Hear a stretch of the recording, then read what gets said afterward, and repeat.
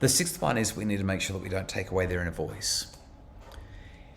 All of the discipline strategies that we've talked about, all of those standard Australian parent discipline strategies, ultimately teach a child that they're not to listen to the voice inside, they're to listen to the external voice of the people around them. Paul's actually said, which is how internet predators get a hold on kids, because A, they're being sneaky, or B, we're teaching them to listen to others rather than to what's going on in here. I had a conversation with Kylie recently. I think we talked about it on the podcast a couple of weeks ago.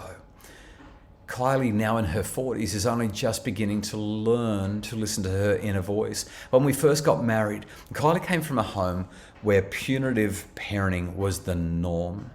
Her mum has had a tremendous change of heart over the years, but when Kylie was a child and even a teenager, her mum was violent towards her. Now, she's apologised. She wishes that it hadn't happened, and we love Kylie's mum and we work hard to maintain a positive and healthy relationship with her.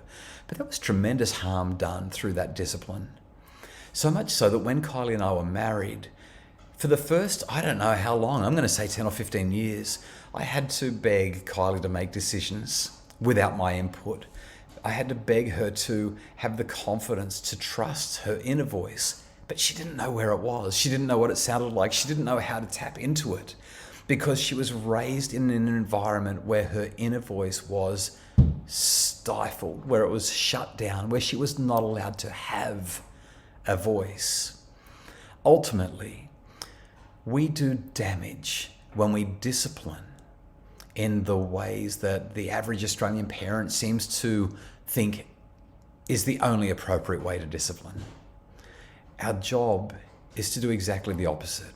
Our job is to encourage our children to develop their inner voice so that when they're adults, they know what they think, what they believe, what they value, who they are, so that they can develop a sense of identity, a sense of confidence and power that comes from having been respected. You see, when we discipline right, when we focus on teaching and guiding and instructing, when we focus on exploring, explaining, and empowering, what we effectively say to our child is, I believe in you. You're valued. You are seen. You are heard. You have a voice. What we're saying to them is you are worthy. Now that's a kind of an old-fashioned word. It's a word that we hear often in a religious context, but that's not the context in which I'm using it right now. The context in which I'm using it is the context where we feel like we're enough.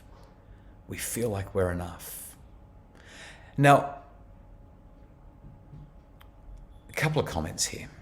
Larissa says, this sounds all too familiar to me. It's hard work finding that voice when it was never allowed to be heard. And Mim says, my mum said smacking made us respect her. I had to explain to her, I'm assuming as an adult, Mim, that actually I acted respectfully so I wouldn't get smacked again, but inside I was angry and resentful, probably anything but respectful, right? I write so much to Kylie's story.